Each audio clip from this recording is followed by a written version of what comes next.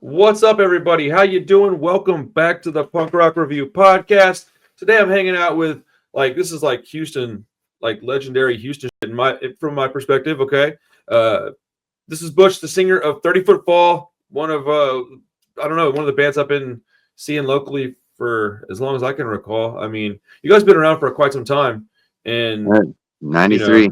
yeah, that's. I wasn't even listening to punk yet. '93. That's crazy, man. That's awesome. We're pretty we're So we're pretty fortunate. that's amazing, dude. So how's your day going, man? Pretty good. It's Tuesday and Wednesdays are my weekends, and so I'm having a Sunday right now. After this, it's a slide into home. I think I'm gonna make a bean and potato tacos tonight and fall asleep on the couch. Nothing wrong with that at all. That sounds spectacular. So, yeah, I have a weekends as well. I kind of like it like that. If you go places, like if you want to go do shopping or anything and you have to go on like Tuesday, so much easier than trying to go on a Saturday. So, Oh, for sure, for sure. It's got the whole town. so I wanted to talk to you today because when I started doing this channel, my goal was just to talk about punk music. I didn't really have like a direction I wanted to take it. And over the past year and a half or so, I've really learned that, I want to hear people's history and stories of how they got into the music and how their, history from bands. Because one thing I never really did much of was read like books on it. And so if I heard if I read a magazine article or something, that was cool. But I never got a lot of history from musicians and bands. So I kind of wanted to hear the history of 30 Foot Fall, maybe some stuff about the Christmas shows, things like that. I just wanted to hear about 30 Foot Fall.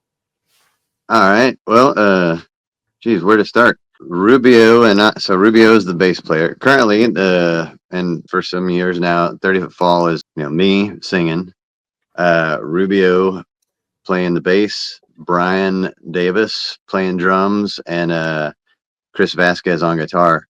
Rubio and I have been in since the beginning, and it was me and him. And sometime around '94, we had our friend Tony. Me and Rubio and Tony all went to Sam Houston High School together over off of Tidwell and the Toll Road.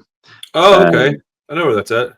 yeah, that's where we're all from, the north side, or the neighborhood known as. And then sometime around '94 is when and somewhere in there, Damon De La Paz, who we also went to high school with, became our drummer. Rubio went from drums to bass. Tony was out, and then Chris LaForge, our departed guitarist, came in around '94 or something, and that was kind of the core until Damon's other band, River Phoenix, and then later on Phoenix TX started blowing up. He was busy in California a lot, and Rubio called Brian. He was like, "I want to get the drummer for Middle Finger," and I was like, "That's great," because have you ever seen Middle Finger?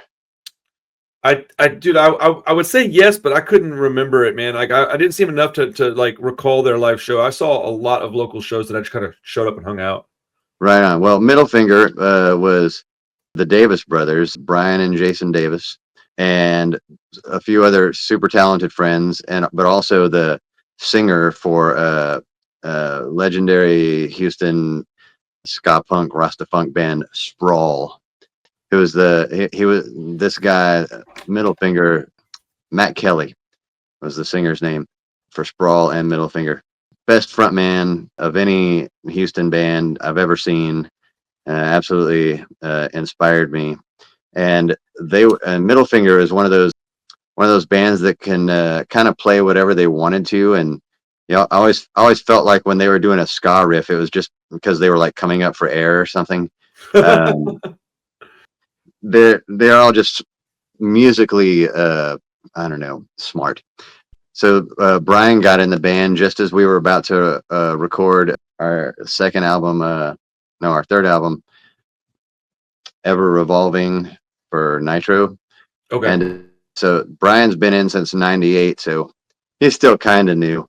Um, and then Chris Vasquez was Chris LaForge's best friend, and he was already kind of in the family with us and had played a couple of shows with us, filling in when our other guitarist Jason Davis, brother of Brian, wasn't around. So when Chris died, we had a couple of shows lined up already, and including the St. Arnold anniversary show, which sort of became a bit of a, well, I don't know, like a trip. I don't want to say a tribute, but sort of a, this thing is happening to us right after Chris died. And Vasquez stepped in, and a few months later, we were like, will you please be in the band? Because he was already our brother. And that was, I guess coming up on 7 years now, or it's been at least 7 years. And well, that brings us up to what 30 Foot Fall is now. Jason Davis was in there for about 21 years. He just stepped away about a year ago. His kids are at a certain age, and his job required him to be a worker. And That's unfortunate. yeah, well, we miss him, and we're still, everything is all good, and talking and texting here and there. But it's just the four of us, and now that it's down to four, I don't know. It feels kind of clean. It's easier to make sure practice happens when there's only four people. And Right. at this time, for years we were a Francisco Studios band, sharing a room with however many bands in one spot. And then we were kind of homeless for a while, and we would just get together to practice enough for a show, borrowing a room. But Vasquez recently moved into a home where he turned the 2-car garage into a soundproof room with carpet and a projector and all this. So when we're learning songs now, instead of like squinting at pieces of paper and listening to Jambox cassette recording, I type it out in Word, and we project it on the wall so everybody can see with their broke ass eyes. And we record a line into the computer, and then it's like we have it. Now that we're too tired to practice more than once a week, we have everything we need to crank out as much as possible. Yeah, dude, it's very efficient. It's pretty fun. It's really fun right now. Like I I don't we're definitely not at the height of our popularity, like that giant spike of the 90s through the early 2000s, but we are stoked. Like, we're having a good time. We've seen each other more in the last 2 years than we had in the last 15, because it's been almost once a week. We were kind of doing nothing. And should I just keep talking? Yeah. Okay. Yeah, dude. Yeah, I'm loving this. This is awesome. So, Doppler Effect was our fourth album that came out in 2001 or 2. Named the Doppler Effect because the sound of a train going. Well, I kind of figured things were weird, and I didn't know how much longer we were going to be a band, and I figured this was the last album, and so it'd be like the sound of us leaving, Doppler Effect. But we're super proud. I love that album. Like when I listen to it, I'm like, I can't believe that we did a thing. Like, regardless if anybody knows it, I listen to it and I go, God damn it, I love this. Yes. Stoked. Like it surprises me. Like if I don't listen to it for a while. And anyway, so we were happy about that. But life goes on, and we're kind of not doing much. And this guy Anthony from People of Punk Rock Records in Quebec had been messaging me like maybe every 6 months for about 2 years, saying, hey, I want to re-release your album on vinyl, or for the first time on vinyl. And we just kind of had well, what do we got to do? Like, how many thousands do we have to put up or whatever, Right. So we just kind of let it roll. And then finally I was like, okay, what do you want? And he's like, to put out your album. I was like, what do we have to do? He's like, get me the music and the art.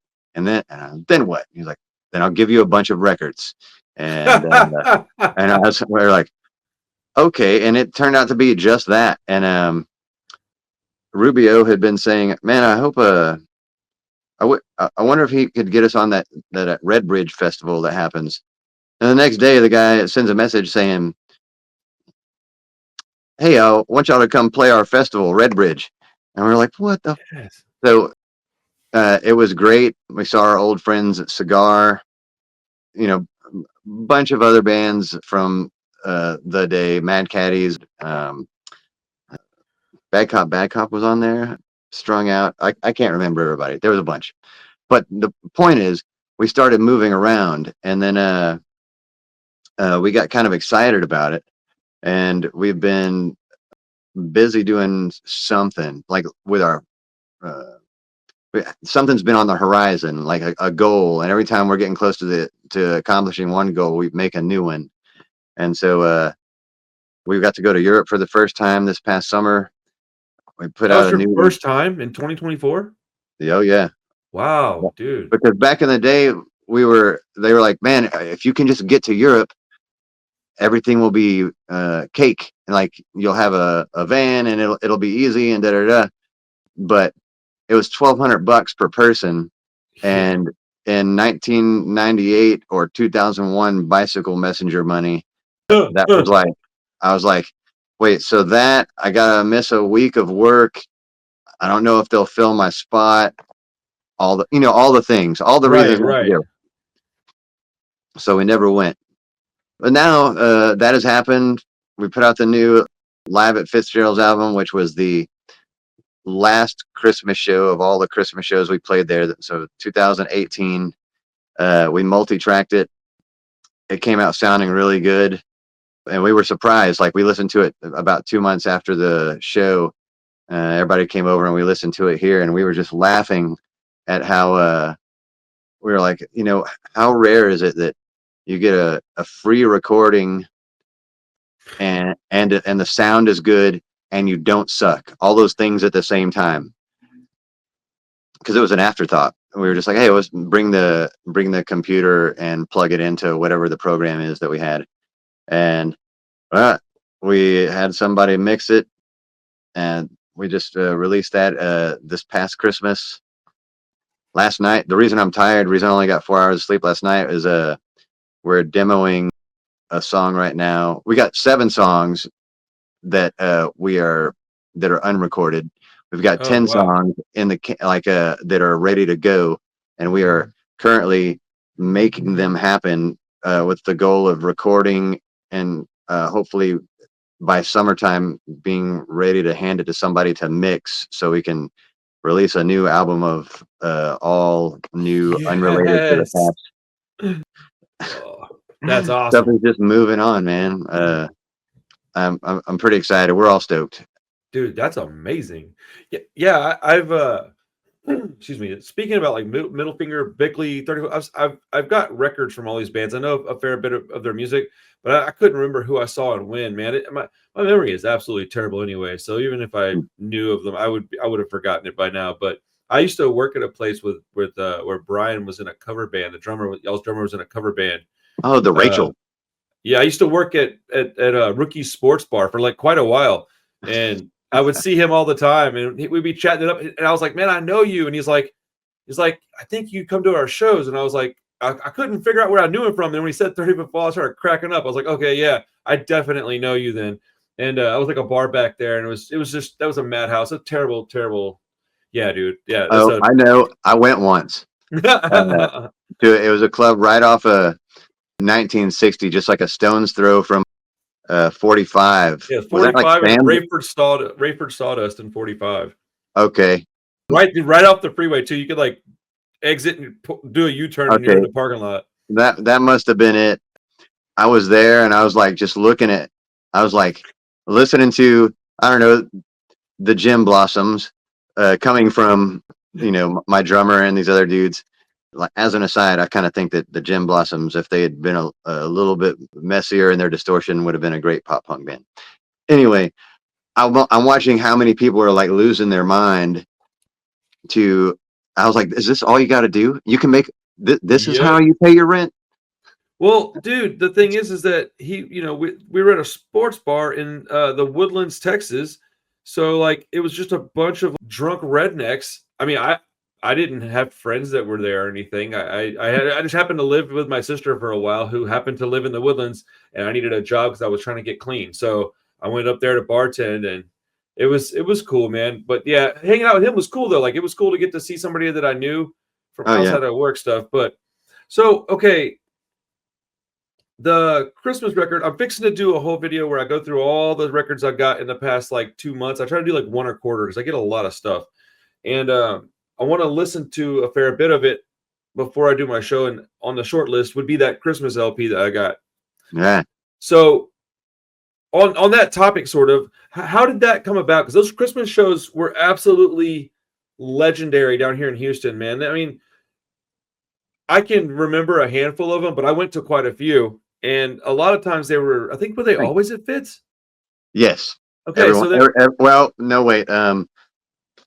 Every one of ours until Fitz closed okay. was at Fitz.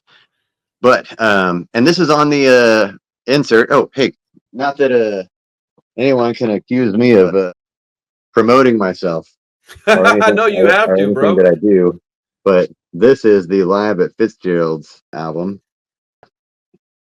Anyway, Is that is on that the is that streaming anywhere at all? Can people listen to that recording?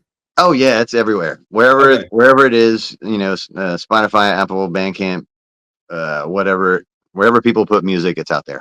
So can So they buy you that through you guys on like a link or something? Is it on your Bandcamp or on a website? oh yeah, Bandcamp, I believe, Okay. Well, we'll make and sure that's linked in the description then. but Sorry. also like we need to get a little more organized on that. If anybody wants our stuff, hit us up on Messenger on Facebook and we'll figure out. I mean, it might be directly like band member goes to post office to put it in the fucking mail, That's the I OG mean, way of doing it, man.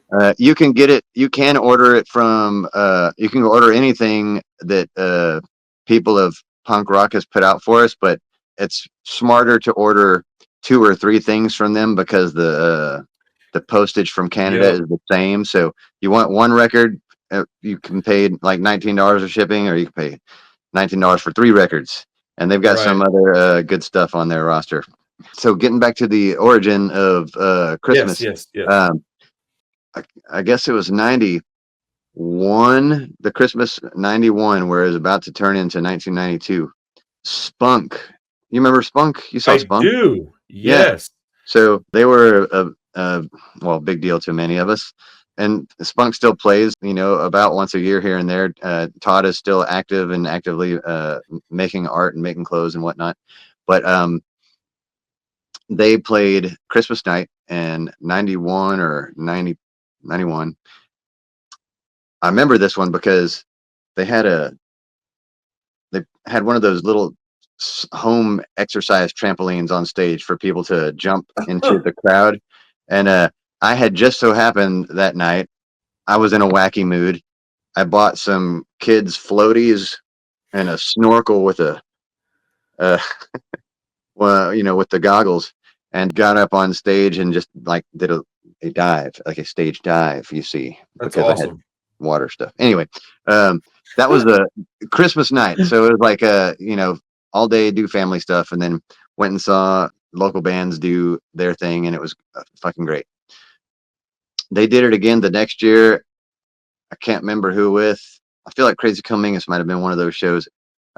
It's all I typed it all out on the insert inside the LP. But 1994, 3 or 4, they didn't book it, and Monster Soup was our kind of like our big brother band. They were a Pasadena band who they had been a metal band, and then they became a funk band. And you remember there was like a huge Texas funk scene in the late 80s, early 90s. Man, um I was too young for that one.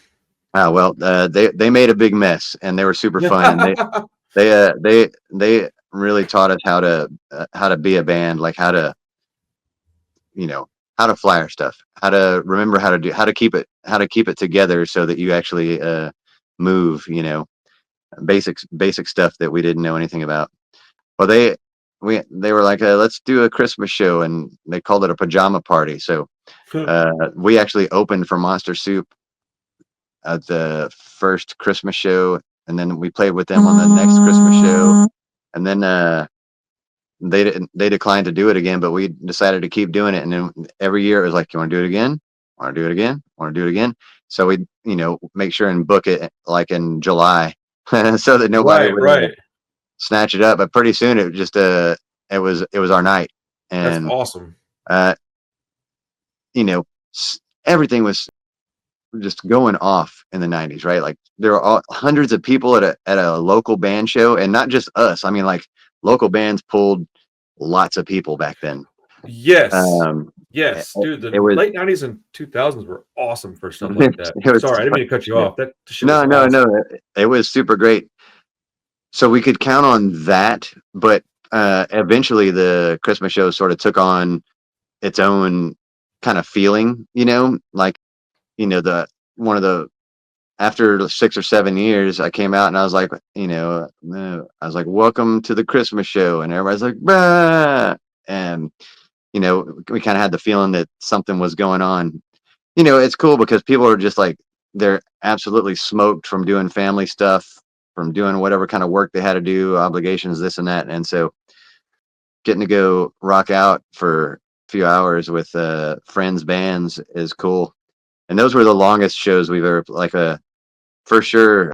The longest we ever played, I guess, was 3 hours of. Damn, Uh, 3 hours is a long time. yeah, dude, the bar was closed, and we had tickets we didn't use, but we just What made you guys play for 3 hours, dude? people kept standing there. Oh, well, I mean, if they're not leaving, may as well. Because, like, I remember going, I don't think I went to the Christmas show until, like, it might have been 2000, 2001. Because Mm-hmm. I was in 2000, I was 18. So it's probably 2000, maybe even 99, but somewhere Mm-hmm. around then. And I didn't go, like, every year, but I went a fair bit. I mean, it was hella fun, man. The local shows used to be different, but I mean, back then, like punk rock as a whole was a lot larger and more accessible. So you had bands that now couldn't pull 25 people that were pulling 150, and they could get a decent pay at the door to make a little money on merch, and then they could Mm-hmm. pay for their practice space. So it was all this like ecosystem of like punk rock that was keeping people afloat that just doesn't exist now. And now you have to do other things to make that happen. You still can, but it's just not the same. Like, Yeah. it's just not. It's unfortunate, but it's not the same Uh, anymore. But yeah, well, I miss those days I, dearly. I that was definitely like a time to live through, and pretty lucky that it happened. And I mean, but post COVID, like the young kids who, so I was 15 years old, my first show, right? And then it just went off from there. If you were 15 when in 2019 or 20, and then COVID happened, and you didn't see bands, you didn't see friends, you didn't do anything, then what? Well, I got my answer to that.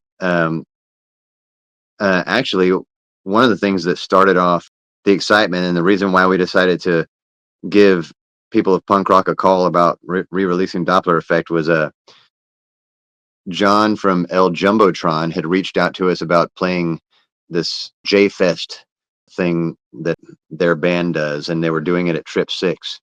And Okay. you know, we didn't know any of the bands. We didn't know it. We'd never heard of anything, but the guy was like, I'd really love for y'all to come play. So we decided let's do it, but we're only going to play songs the songs off of albums that we don't normally play are new songs that we're not comfortable with. So we did like a 10-song set of unfamiliar feelings, and it was fucking great. Like we were nervous and kind of off, like everything was good, but like we weren't like we didn't just hit go and coast, Well, when you're doing something like that, there's a certain amount of electricity that's going to be in the air, and you can't just like put it on autopilot and roll through a set. So there is some excitement there. There is some nerves, and I think that could produce a better show if it doesn't just fall apart. I mean, it really is kind of on tipping on a. It could go either way, But Mhm. if it goes well, I think that would be a lot of fun. It was that, like, we had super energy after that show, but the biggest takeaway was when we walked into the club, which I highly recommend going to. Um, Oh yeah, it, Trip it, Six. it- You talk about Trip Six? yes. Yeah, that place is that's family, bro. Those are the homies, Oh, dude. Shout out Trip super, Six. super cool. Cam and Summer, super nice people. But we didn't know what was going on. And from the street, I was like, "Is this the right place?" And then you kind of open the door, and this like Star Wars bar scene is happening Yup. right by the front. But then we walked into the main room, and there's a quarter pipe on each wall, and kids are skateboarding in there. And there's out kids, there's kids of every stripe, Yep. trans kids, like a really diverse crowd of people, punks, not so punks, but everybody's hanging. Like Right. this thing was happening. And it wasn't. It didn't seem terribly clicky. From my No, outsider everybody's perspective. super cool there. We were really proud, like of these kids, and all of us were standing there. Here's the funny part, and this will be funny to you too. Me and all my crew were all wearing black, and most of these kids were not wearing black. Like, Isn't that weird? I was like, we look like people's parents smoking cigarettes, waiting for the dance to let out or something.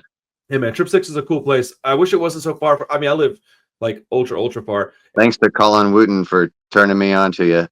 Man, that's the I didn't know homie anything too, about it. dude. Colin's awesome, dude. He's a good kid, man. Shout out Colin, bro. So, I mean, some projects, some songs, just it's almost like you're like da da da da da, and like it builds itself, and you're like, well, shit, well, there it is, and then there's a song I like, and you can just kind of let it go, and others you kind of have to massage and push into place, and man, sometimes even on just on my end, never mind the rest of the band, I'll rewrite the words so many times that it's almost completely removed from where it Right. was starting, including last night. The song that we're working on, we're trying to release it as a single, and like, well, as soon as possible. But it's I don't know. I wrote it, started writing it like 2 years ago, and the first line, I remember my first show, which was 7 seconds at the Axiom, and then Dang. the open. This is like February of '89, I guess. I think so. Woo.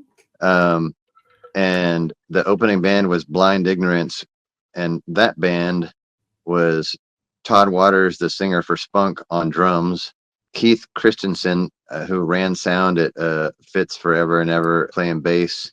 I'm not sure who on guitar, and Pete Reardon, I think, was the singer.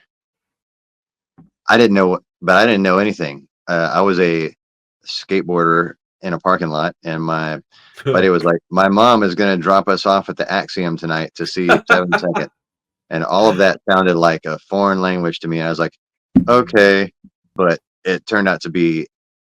I mean, I never forgot it, obviously, and Right. now here's this, and I'm trying. Here's the thing. I'm I'm not really about nostalgia for the sake of nostalgia, because there's plenty of other things going on right now and a future to look forward to. But there I is agree. kind of something valuable at kind of saying this seed brought us to here. Right.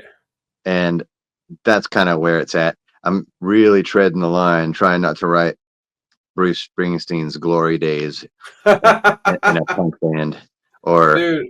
uh, Against the Wind or something. Well, I mean, so back in the early 2000s, one of the reasons that I was so attracted to the stuff you guys were putting out was because I'm down here in Houston, man. Like I'm not in LA, I'm not in Boston, I'm not anywhere where there's like a big giant like radar, like, hey, punk scene over here. We're in Houston, man. Like it was good in the 90s and 2000s, But when it dissipated, bro, it was quick, man. It went away, and it's like back to like the super hardcore fans of the stuff, right? And so we got Uh-huh. to have our very own band that was on. You guys were on Fearless and what other label? Nitro. Y'all were on Hmm. Nitro. Like to me, you may as well have been Blink 182, man, or like or the Descendants or Lagwagon, because I listened to your music more than those bands. So like Oh shit. my point is that you guys were our local dudes like that, and it was cool, man. It was cool to see some success to whatever degree it was to from where we were sitting at. It was massive, so Uh, that's why I want to know kind of how it started, because to me it's really really important. oh, well, thank you first. Like w- we never listen. Like aside from how far the band went, label wise or with notoriety or whatever. If it wasn't for the band, I think most of us we were like we might have never seen anything but our neighborhood. You know, I didn't. Things weren't all that easy for this collection of people, and when we went on our first tour, like our roadie had never been out of Texas. Most of us had never seen anything besides the states that were touching us. We booked our first two tours via Book Your Own Fucking Life and did everything with a map, Walmart calling cards, and snail mail. Woo. And the experience of like knowing that when I at the time I was like, these are our tools and this is how we'll make it happen. And now I'm like, holy shit, we were fucking by the seat of our pants 100%. And that is super super valuable. The other part, the how far the band went, like I wish we could have there were various reasons why we kind of like sort of stopped. I feel like it could have happened and it would have been nice to kind of live off of it. Um, but the biggest part of it all, the best part has been Houston, home. Just the years of support from people and the years of just trying to like reciprocate. People show up to be like hell yeah, and we try to bring the hell yeah and give it back. It's been great, and we see people for years and years, and people who I met when they were 15 now bring their 10-year-old and That's say crazy. this is her first show. you know thing that happens every show. Every That's show for the last few years, people are bringing their kid and saying this is their first show. Oh, speaking of that, when we played that Trip Six show, most of the kids didn't know who we were. Like some of them, the older ones did. They were all stoked. They were hanging. But afterwards, this one was like, "Hey, man, that was pretty great. My dad used to talk about you all the time." hey man, we get older, and it's kind of, I kind of like where I'm at in my life. Like would I love to go back and be 20 again? Only yeah, yes, but only if I could have the knowledge that I have now. Because when I look at back at my 20s, I'm like, yeah, I was a giant idiot and I did a lot of stupid shit. I did a lot of dumb stuff that was just like kind of dangerous without even realizing it was dangerous. So if I, like you were saying with a key map in a van that was not necessarily going to make it all the way through a tour, like yeah, dude. I mean, there's songs about that all throughout the 94 through like 2005 punk records. You hear about that in every band's, story is like, yeah, we just took this van out on a road trip. We took this station wagon and drove across the country. It's Hmm. bananas, dude. Okay, so what year did the band start? 93. 93. Okay. So what was it post high school? Did you guys meet in high school and start the band, or was it after that? Yeah, met in high school. Like we weren't exactly all tight. Like we knew each other, and I think we went to some of the same like concerts, like big ones, like New Order or something like that. And I don't know what was going on elsewhere because my entire world existed between downtown and maybe like as far north as Aldi and Westfield or something, and that was it. And that was planet Earth. And but in the so like 89, 90 at my high school, you you'd get a flyer on a Friday, and it would be for a party in a backyard, and you'd go to somebody's house in the hood, and there's a huge DJ setup and like kegs and cans and the whole bit, and a bunch of high school kids and local street toughs hanging out, banging it out super loud in a backyard with chain link fences, and just like, here we go. That was a kind of a big deal. So we also kind of had overlap from maybe being at some of the same similar cultural events of our neighborhood. I remember one night, prom night. I went to prom. I was second runner up for prom king. I didn't run. I think it was kind of a joke. Someone put my name on it and it gathered traction. And the assistant principal said, "I don't understand how that boy got second runner up." Sweet, a real footloose moment. But yeah. So we were friends. We were I kind of know you. And then I ran into like summertime after graduating. Ran into Rubio one morning while I was driving to work on a party. He told me he was starting a band, and I was like, "Well, I don't know. Give me a holler if you need something," because at the time there was a Houston band called Crazy Killed Mingus, and these were all guys. We were the same age, but we all were around each other peripherally, like from like 14 to 17, skateboarding at Easy 7.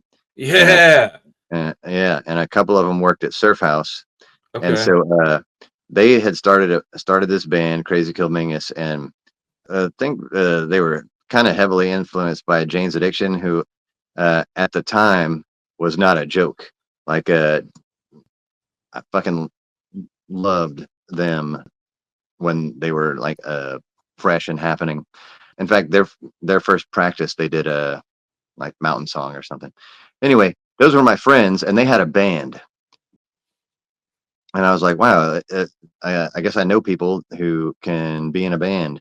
And then I saw Sprawl at the Axiom, thought I recognized somebody in the band as like somebody that worked at maybe Star Pizza on Shepherd.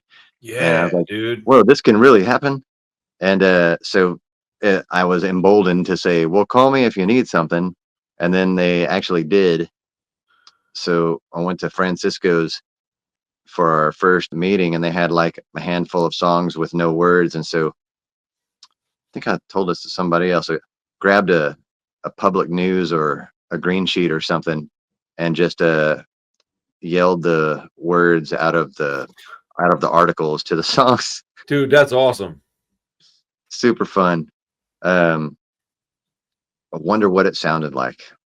Probably terrible, man, but that sounds like a great time. Yeah, yeah, Dude, probably pretty bad. I just love hearing Um, all this stuff about Houston. This is awesome. uh, Listen to this. So one of those first practices, this is like practice number 1 or 2. Some punks knocked on the door, like, and they came in to drink their beer while we were practicing, and then they're like, "Okay, cool, see you." A couple years later, when we're touring, we're playing a basement show at a house in Pueblo, Colorado, and somebody at the show says, "Hey, I was at that practice where you were reading out of the green sheet." Damn. No way. That's crazy. In Colorado, no less. Like, that is wild. And Pueblo, where all those 90009 pamphlets came from. Do you remember those commercials? No. Oh yeah, well, Thank God. That sounds another time. ridiculous.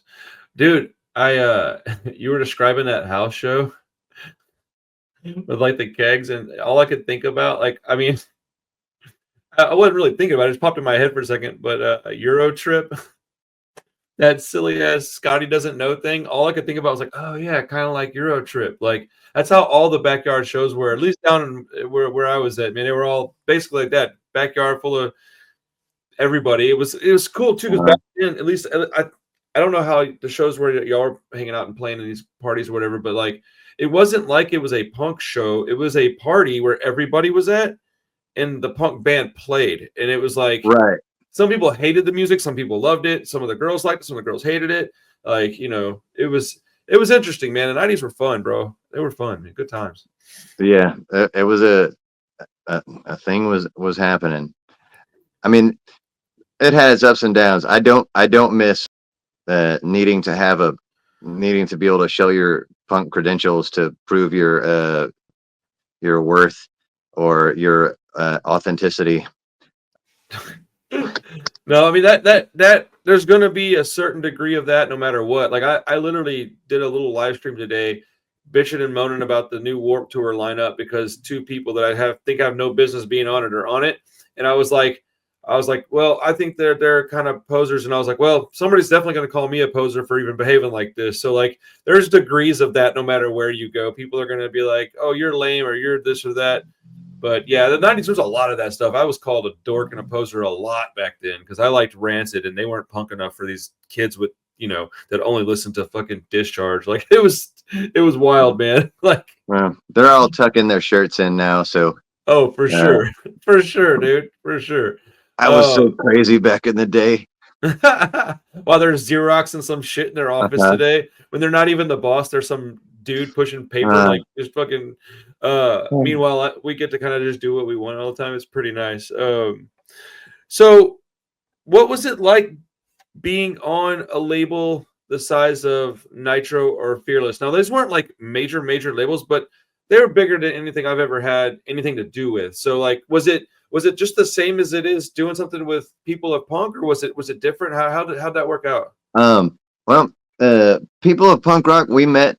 So Anthony hooked us up with the records, and then we did their festival, and he was our kind of guide slash roadie for the Europe trip to the Brack Rock Festival.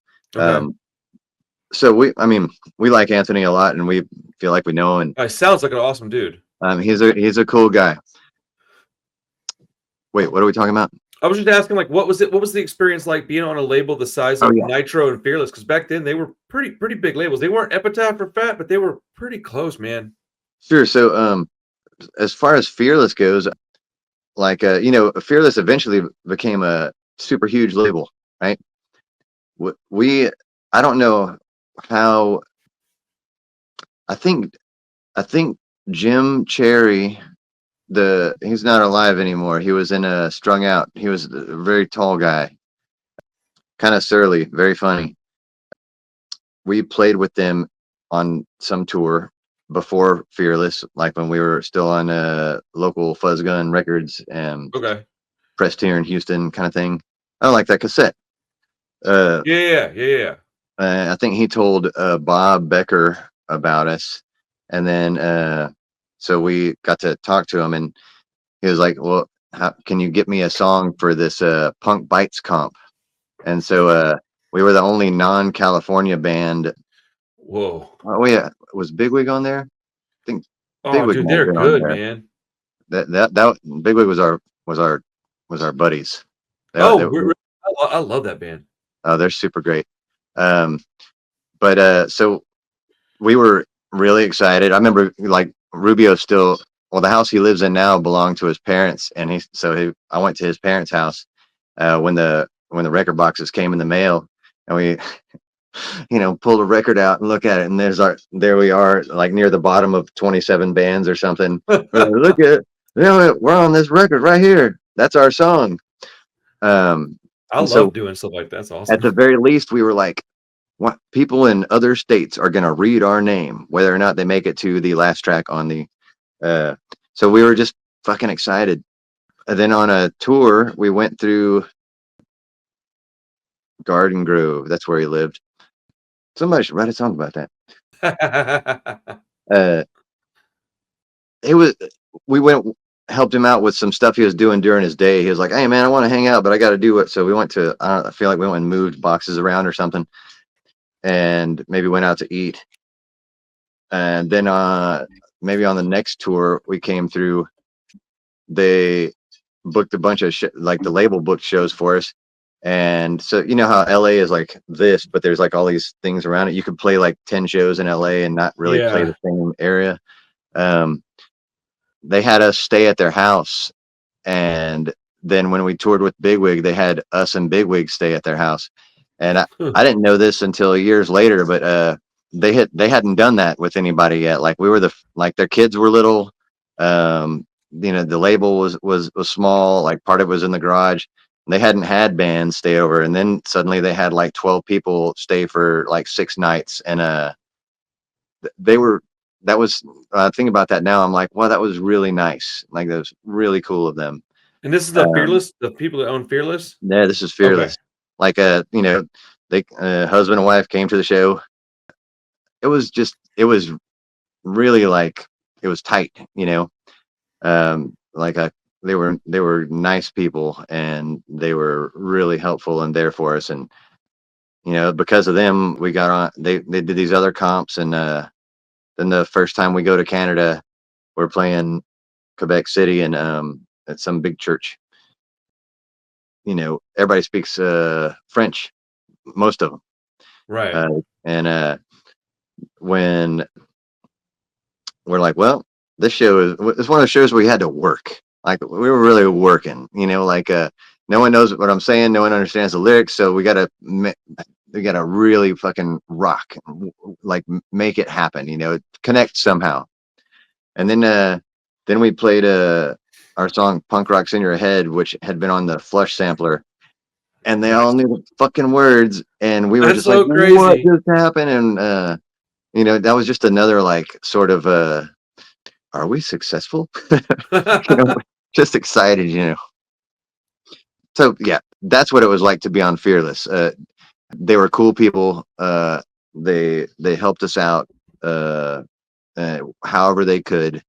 Nitro, we didn't really have a relationship so much. Like we came through and went went to Nitro Okay. to say, hey, we're a band and we've put out a couple of albums and we're supporting ourselves on tour, but it'd be a lot easier and cooler if you wanted to do that for us. And so they set up a meeting with Dexter and not Dexter Holland, the Offspring guy. And so who was super popular at that time. I imagine Um, so. Yeah. so we go up there and we're talking, and oh man, I was I had a huge fucking chip on my shoulder, because I didn't want, like, I resented. We had played with them and Pennywise at Goat's Head Soup in whatever year that was, 93 and 94, and they were in two passenger vans, one full of equipment and one was like a four-seater, like four bench seats. Like Okay. they were not moneyed yet. Um, and I'm not saying you have to stay that way, but what I meant was to go from that's what I thought what this all was to like MTV brain rot. I was like, I don't want to do that. And so while we're talking, he's like, well, what do you guys want? And we probably said something like, just tour support and blah blah blah blah blah. And I was like, well, I'll tell you what I don't want. Because I don't want to write a song to make sure it gets on the radio, and I don't want to have our faces on a stupid poster in the mall, you know. And I don't know whatever the fuck else I said, um, because dig it, I was probably really feeling it because I was working. I'd had a job at Fantasy, which was where Westheimer Curves, the place that sold like crack pipes and bongs and dildos Oh and whatnot. yeah. Yeah. Well, the same guy owned Sheer Insanity, the T-shirt shop in the Woodlands Mall, Oh, and okay. so he had me open it up, and then I ended up stuck there for like 8 months selling Pogs and golf, like cowboy butts drive me nuts T-shirts and shit like that. So I was like, I do not want to be associated with this life. And Right. he's like, well, that's fine. I mean, I don't care about any of that, but like, whatever you want. But uh, He's like, whatever, dude. Like, so, apparently I was a real brat or something. Nobody talked to me for like 2 days. The band was so fucking pissed. They were like, "You fucking blew it." dude. Uh, but and maybe for the time being it did, but we kept on doing it, and we stopped back through again, and we're like, we're still doing this, and so they offered us an album or two.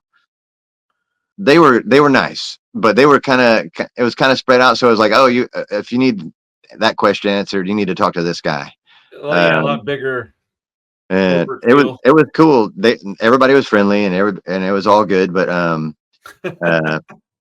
but we didn't really know them very well. But it was nice to like show up places and your stuff's already there. Like Yeah. go to a local record shop, and like there's a flyer or a poster of the show, or your record, or anything that That's the kind of stuff that the bigger labels can do that smaller labels have a really tough time with. Is like they can do PR. They've got like a budget for that. So even if that and a doesn't person whose job that is. right, right, yeah. And that's yeah, dude. Even as much as I'm trying to accomplish, I still wish I had two or three more me sitting around that I can be like, hey, go do this and hey, do that. Hey, upload this on Instagram. And hey, do this on Facebook and go to the local place and drop off records and don't forget to drive over to Music Town and drop off copies of the tapes. Or Uh-huh. it's dude, it's exhausting. Yeah.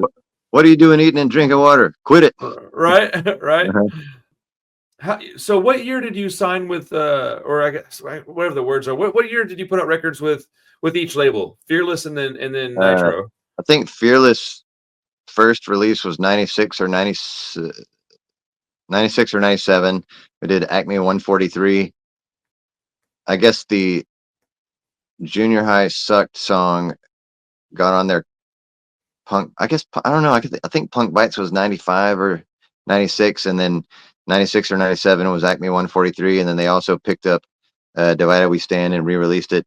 Okay. Um, uh, Man, every now and then I see a Acme 143 cassette, and I don't have one, and I hope I get one day. Oh, Like dude. I've never been really tight about all that. It's been like, oh yeah, sure, here you go. Um, but now I'm like, oh, I wish I'd have kept one. And then let's see, it wasn't like there was anything wrong as far as Fearless went. It was just um, you know, could we tour a little easier and worry less about not working for a month at a time if Well, we were hooked up with some people who could get us on multiple shows that would pay well enough to, you know, break even instead of come home in debt. Uh, that's the and thing. I think that was pretty much the deal. Like, tour started off with every man for himself, and then later on you get $5 a day. Later on you get $10 a day. Pretty soon you got $20 a day and a band meal at the end of the night. And that was for I made $20 go a long way. And then if we were going to Denny's or some local spot at the end of the night for free, it's all good. It's really okay. Dude, touring is a incredibly tough thing. Young people have a lot of resilience when they're willing to go do that. I think, at my age now, I wouldn't it would take a lot to get me to do something more than like, let's say 4 days. Like if it's gonna be more than Friday, Saturday, Sunday, Monday, or Thursday, Friday, Saturday, Sunday, it's gonna take a lot to get me going. Like I'm going to LA for 6 days in a few weeks, and I'm like, oh, it's so long. Like I'm gonna be away from home for almost a week. I don't get to see my kids. I don't get to do my regular job. I gotta have this set up and blah blah blah blah blah. Yeah. It's and I can't imagine having to like go out and perform those days and have all that other stuff. When you're young, man, it's a blessing and a curse, I guess. But it's really cool to be. I don't know. It's really nice that you had those experiences, man. I only left Texas for the first time in 2023, October 2023. I went to Fucking A. Vegas. Yeah, so like I understand that. I never got to go do anything. I didn't have any money, you know. So That's no, and that's exactly what I was talking about. Like and I don't think that I would have ever had the mm, I don't know, the reach or the creativity or the guts to do anything on my own. You know what I mean? Like right, right, I've always like lived with the, you know, like when there's not a lot of money around and things are kind of unstable, like like you fucking tighten your ship up, you know what I mean? And like anything that could fuck that up, you're like, I don't know about that. right. And that's what it was like. Well, Um, sorry. oh no, you're good. You're good. But that's why I'm like I said earlier, I'm grateful to the band for providing just these like regular life opportunities, regardless of how many posters we have in the mall at the moment, which is absolutely That's zero. that's yeah. I was gonna say something really stupid, but that I mean that's exactly what you should appreciate though is that you got this opportunity through the band because it is scary doing stuff on your own and not everybody gets to go do traveling of any kind. I mean, you got to travel for technically for work, you know, and it's I know a lot of people that don't ever get to do shit. So it's pretty cool that you get an opportunity. However, and it's not like it was easy. I mean, it was hard work for you guys. Yeah. Uh, I can't imagine how scary. Can you imagine trying to if somebody told you, "Hey, I'll pay for your tour, but you have to tour as if it was 1998. You can only use 98 technology. You can only use the, but I'll pay for all of it. I'll pay for your gas, your car, but you got to go do it." I still don't know if I could do it. I'd be like, "Fuck, dude, I'm good." Dude, Like, that's like daring somebody to be the Grateful Dead, like a just be like a, all right, you're gonna do a, I don't know what the fuck. Yeah, I you mean, know, booking shows back then was so much work, dude. like, listen, if we showed up at some small town and there actually was a show, like like the guy didn't get kicked out or OD or Dude, right?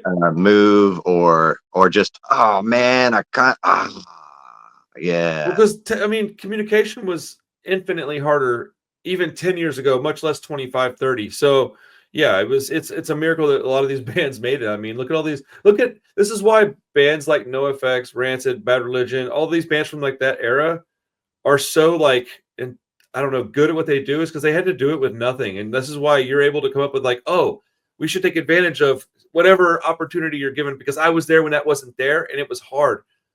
This seems Hmm. a little easier. So it's pretty cool hearing from people that were able to do it back then and still be interested in doing it now. You know that, and something about this moment makes me want to just say, I said this uh, to somebody else recently, but younger bands and people, if you are worried about fucking up or failing or stuff not being there for you, fuck that shit. Just go do it. You're gonna survive. It's gonna be okay. Doesn't matter. Like, do it. I tell people that exact same thing all the time because I mean, if you look at what I'm doing, I got a little label, a little shop, and a YouTube channel, right? Like it's Mhm. all kind of they all kind of coexist together and help me get what I need to accomplish. And people go, "Oh man," because from a distance, it looks like I'm doing all kinds of cool, amazing stuff. It really does. I mean, this dude's put out records. Oh, he owns his own little business. Oh, he gets to YouTube. Yeah, but I work like 80 hours a week, and I'm always stressed out, right? But I'm happy with all this stuff. But the only way I got any of this is because well, my wife first and foremost is the enabler here. So, but you know, it takes courage to just get up and try something. Is my point. I'm over here. I'm very long winded. My apologies. But No, you all know, good. you turn on your phone, start recording something. You want to start a YouTube channel? Don't ask me, man. Go get your phone, film something, and then upload it. See if anybody gives a shit. If two people watch it, go cool. If I can get two, I can get four. And just do that simple math, man. You get four, you can get eight. You can get eight, you can get 15 or 20, and it just Uh-huh. snowballs, man. I got no business having 10,000 subscribers, man. I don't know anything about technology, so it's all about. Do you have something interesting to say? And or do you just want to do it? Who cares if it's interesting to anybody else but you? Just do it, man. Like painters don't always paint to give it to somebody. They paint because they got to paint. Right. I do this because I have to do this, man. I have to talk to people. I have to learn about it. Trust me, if I wasn't filming this, I would still talk to you about all the same exact stuff. This would not be a conversation that I Yep. wouldn't have. So, anybody out there that's trying to do something, it's not impossible, man. It's very, very obtainable. It's nothing worth the shit's easy. So prepare to work, but it's obtainable. You So said it. And speaking of you brought something up. My wife, Kimberlyn, the artist, super supportive of the band and my efforts, and also grateful to her because we're not on the same schedule all the time, and sometimes I got to use my off days for this and that. And also, she's a punk from the Pacific Northwest with who had they had a sort of somewhat different I don't want to say different value set, but they applied their things differently. okay. And she's able to be brutally honest with me. Well, give Uh, me an example of what you mean by that. Like, what do they do a little different? Not that they have, like, yeah, what do they just do a little different than we do down here? okay, here's a great one. Well, when she moved down here to be with me and started looking at our pre-COVID, meaning still having a hangover from the '90s and early 2000s punk shows, she just saw the regular sort of patriarchal structure of big tough guys and Cupid doll punk girls, which was sort of the same. It could have been any other scene, you know what I mean? It just so happened to Right. be dressed like punk, and Yeah. there was still the biggest guy acting like the biggest ding dong, Huh. um, and so you know she told me, she's like, I don't. This is not what I consider punk. That's not pushing anything. It's just a fashion show. When we went to Trip 6, we were in there for about 5 minutes, and she was like, "This is it," and I was like, "Yeah, Yeah. it is. Yeah, Trip 6 again." I But yes, like I like that she's like that though, man. That's right. good. No, Keeps she is you real. grounded. Keeps you Right. like holds you accountable for your actions and behaviors. Um, my wife is a normie, quote unquote. So she only cares about punk to the extent that it's like my whole life. And she's like, oh, I like some of the music, but he does his thing. She likes to go to shows with me, but she's not as she'll go to a few per year, and I go as often as I can, kind of Sure. thing. And so, it takes a companion. If you got somebody in your life that's supportive, you can't beat it, man. It's the best thing out there. Oh, thank you. My kids get my dog out of here for me. Go Hey. on. My dog's over here making weird noises. I was trying to listen to you, but he's over here acting crazy by my stereo. I'm like, what are you doing, dude? Okay, so um, let's talk something fun for a second, like just All like right. random fun stuff. So, give me a handful of bands that you liked when you were young that really inspired you to play music. Like, what were some of your favorite bands? That's the easy way to ask it. What were some of your favorite bands growing up, outside of Texas, like in general? And then give me a handful of bands like that you love from Texas. Okay. Um. Well, so if we start before I knew it, before I was a when I was still kind of on the outside of the scene, but aware that it existed. Hmm. Um, like I saw 7 Seconds, but I wasn't like converted, right? Right, Um, right, right. and I remember hearing uh, Dead Kennedy's "Gimme Convenience." Uh, Mm, let's see, New Year's Eve of '89. Uh, I remember that because the Sugar Cubes were on Saturday Night Live, okay, um, and I was like, "Holy shit, what is this?" Uh, and then, of course, some early skate video had a Dinosaur Jr. song on it from the Fossils, like 7-inch collection. okay. Um, so lifelong bands that uh, I mean, stuff that is like furniture that's always going to be there for me. Um, Bad Religion, especially the big five for me anyway. Suffer, Against the Grain, No Control, Generator, and Recipe. I mean, But that then is also yes.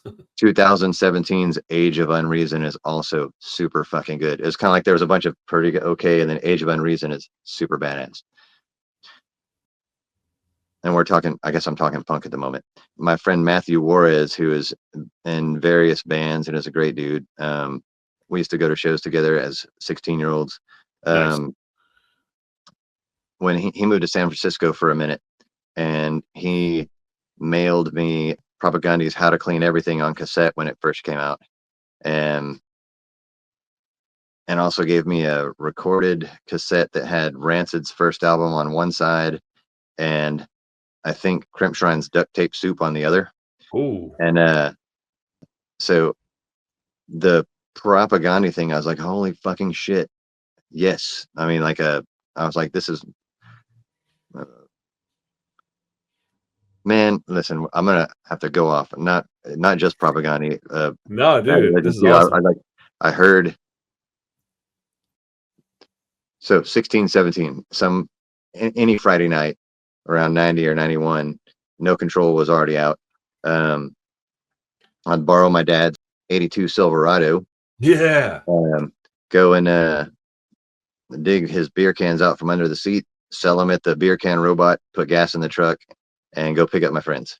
Dude, I forgot about the beer can robot thing. I forgot about Yes, those sir. things. Yeah. Yo. Parking lot recycling thing. Yeah, bro. Dude, Yeah. that just completely blew my mind just now. Sorry, I didn't mean to cut you off, but Good. that hell yeah. I remember just taking trash bags of cans up there. Hell Holy yeah. crap. That's So, awesome. in the evening, it was summertime, so the sun was out. Okay. Some evening DJ on Fridays would play I Want to Conquer the World.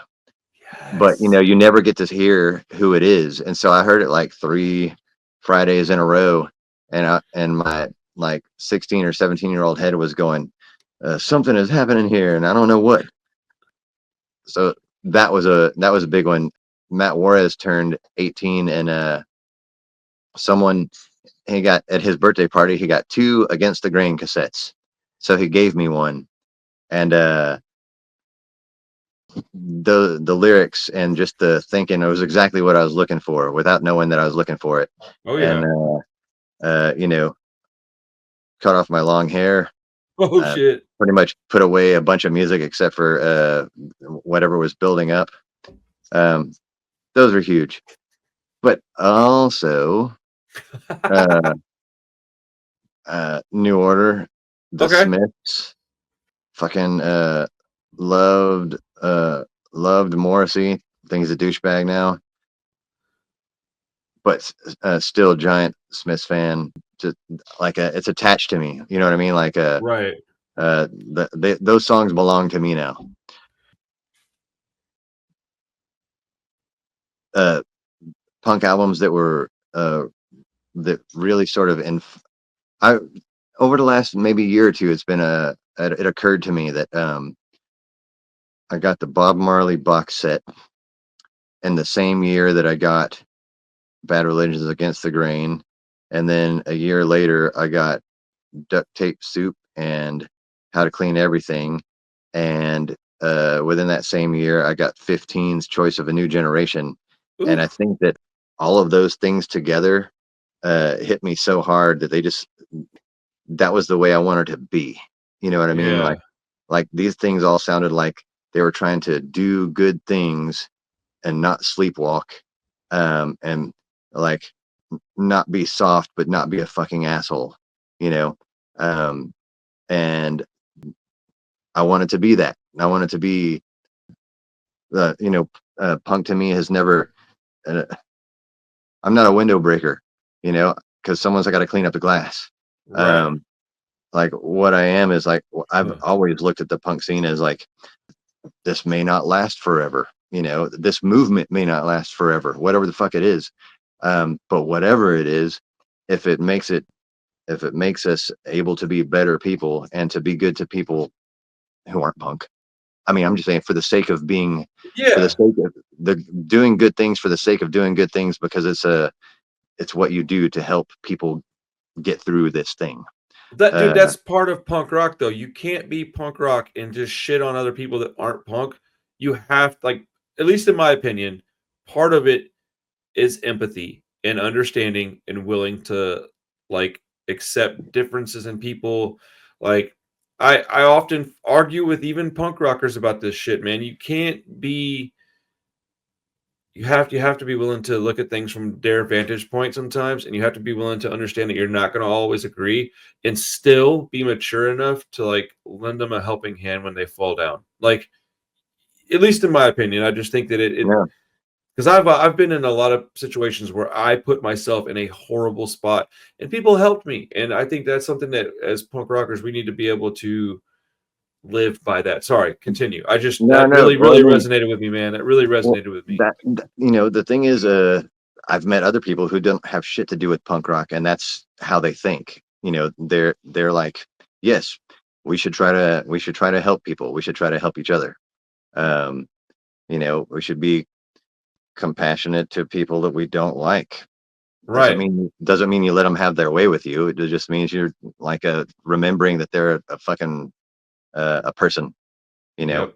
It's that doesn't mean hard I'm to though. It's not always easy, and nothing. It shouldn't be always easy. Like that's how you should be able to have pride in what you're doing and living. How you're living is because it's not always easy. You still do it anyways. You know. yeah. Well, the I'm a podcast and news junkie, uh, and someone brought up you've heard it before about the thing about old people planting trees that they won't be alive to look at. The Okay. idea Yes. of the idea of doing good stuff, even if you don't get to see that it happens, just with the fact that you might be making something better. Well, Well, anyways, yeah. I mean, that's well, no. I mean that, dude. I've got 3 kids, man. I have to think 2 or 3 generations down the road. I can't think of just me. And uh so I want to do stuff that is absolutely going to affect things that are happening when I'm 20 years gone. And fucking A. if you do something nice for somebody, you never know what that could affect. If you're nice to people for no reason, there's no telling what that could change. Maybe somebody's going to Yeah, have like a self-harm thing, but you're nice to them and they don't. That affects their family. Like there's so many we touch people without even realizing it. So just I always try to tell people to be nice, and that I think just be nice is such an important 2 words. Like just be nice. Like sure, yeah. it sucks sometimes. Sometimes you're just in a bad mood, but anyways. Well said. Oh, thank you. I think that you could be very cynical if you want. And just people are nice, man, for the most part. And if somebody's having a bad day, and they I think everybody deserves an opportunity to apologize and get another chance. Like almost on anything, as long as it's not some kind of violent thing. If you say something stupid, man, it's okay. Like I certainly don't hold grudges about that stuff Mm. because you It can can't. be okay, yeah. Yeah, yeah, right. It can be okay. Like words do cut deep, but it's such a weird thing. You can contradict yourself no matter what you're saying, though. It's okay. At the same Yeah. time, it's not really okay. But like, I don't know. I choose to just let it be okay. I'm a glass Uh-huh. half full type of person. Well, you got to choose your battles too. You can fucking, Yes, you know, dude. gotta save your energy for the things that are important to you. You only get to do this one time. I'm not trying to go out there and be mad all day every day. Nah, man, I'm good, dude. Like, tell me. I'm working on a video about Texas bands. Give me a few of your favorite Texas bands. Oh yeah, that's right. Uh, well, Oh, I um, get sidetracked very easily. My apologies. all good. Yeah, yeah, shiny stuff. Um, well, many of them I don't know how well known they are. I mean, and I don't mean like they are exclusive or super underground. It's just they're not around anymore, and they were super regional and local. But bands that uh, were important to me when music began to happen in a big way. Um, the Texas funk scene that was happening, like Sprawl, Bouffant Jellyfish from Austin, Billy Goat from Denton, Tarted Elf from Austin, the Joint Chiefs and Flesh Mop, and many of the bands that were on the Texas Funk Comp, which you may never ever see. It's a CD that exists. Um, uh, those were all super huge. And then locally bands that I saw multiple times that were from Houston. Crazy Kilmingus, Spunk, Blueprint was my favorite um, associated with the punk scene, but not necessarily punk band. Okay. They were sort of dreamy. You know, I don't want to say they're like no, they were not jawbreakery. They were a little more chill than that. But in fact, the singer guitarist is still doing things under the name Spain Colored Orange. They're kind That's of a more, weird ass name. yeah. They're kind of poppy. Let's see. Let me think about that.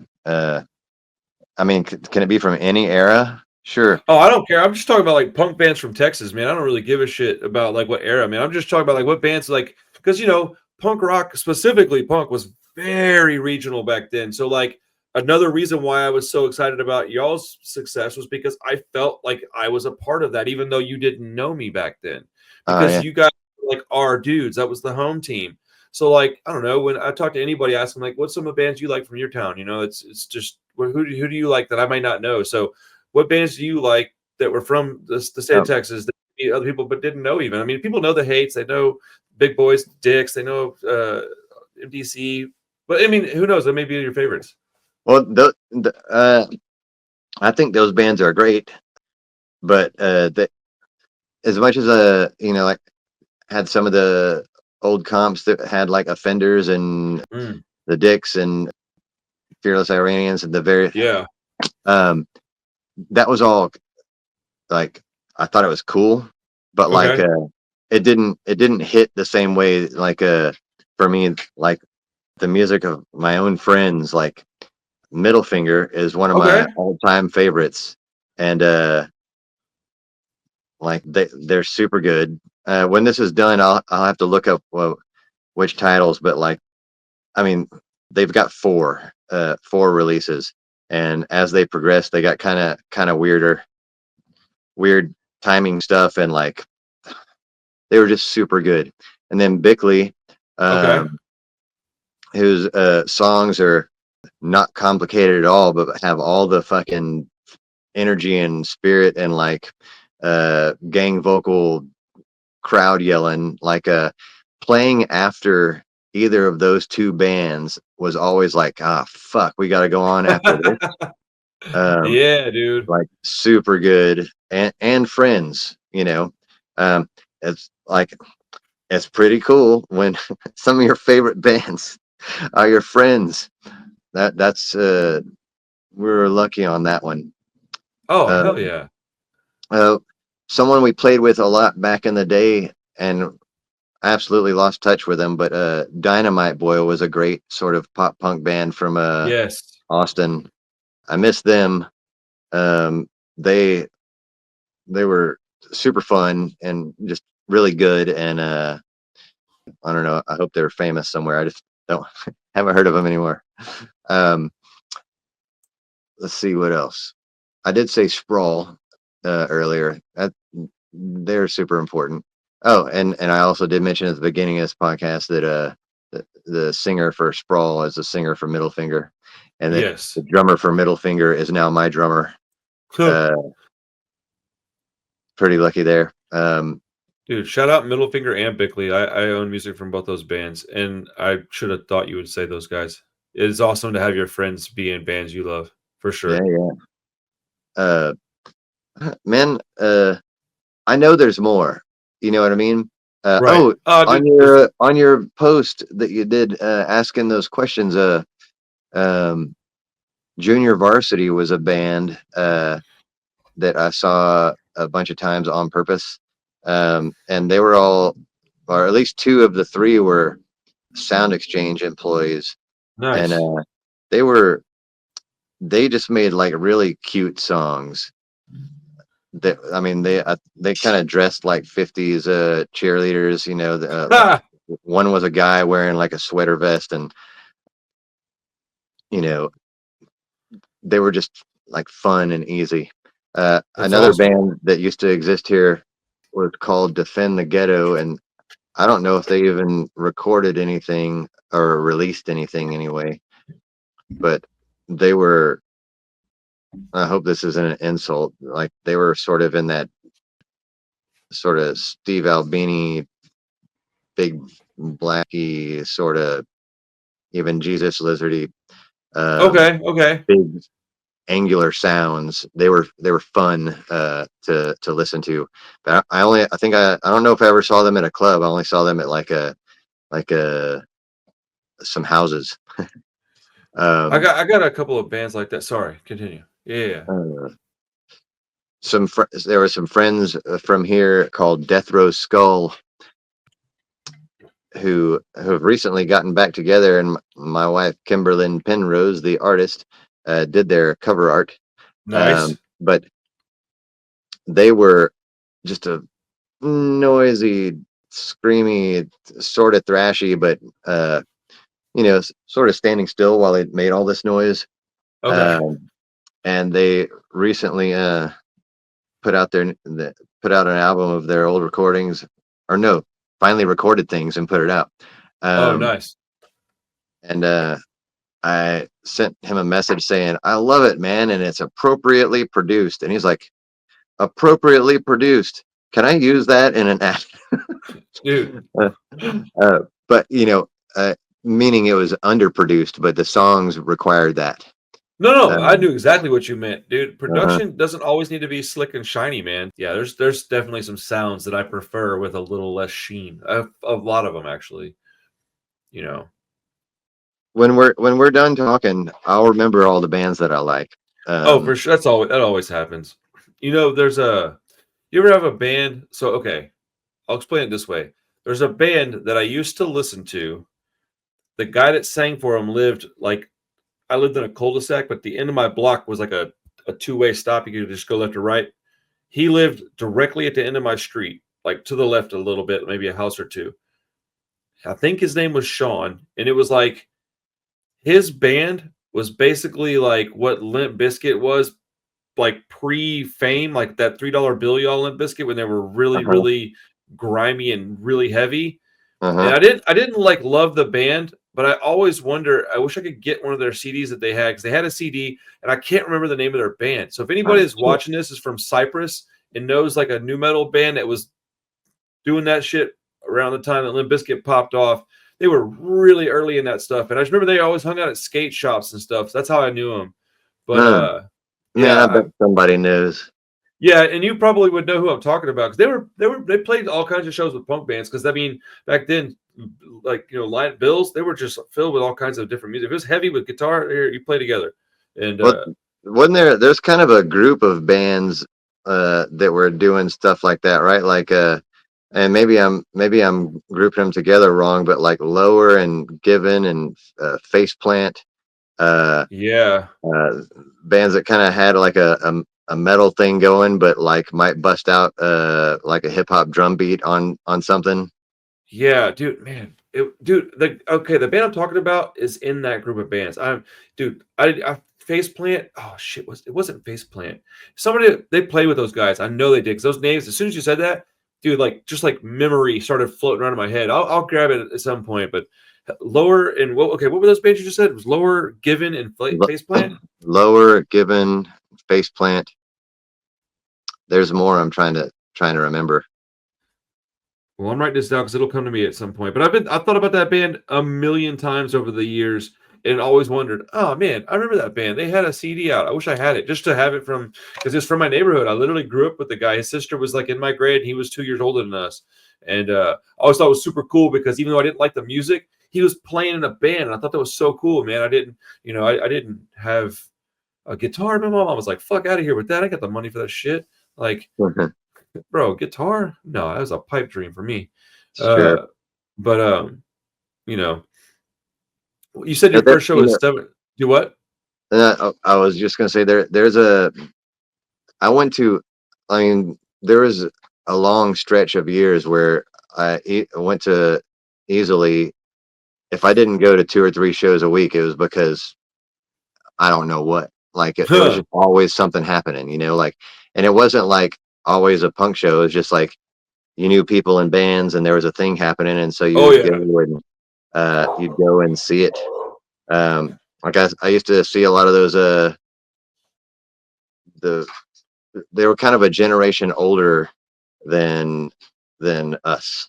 Like there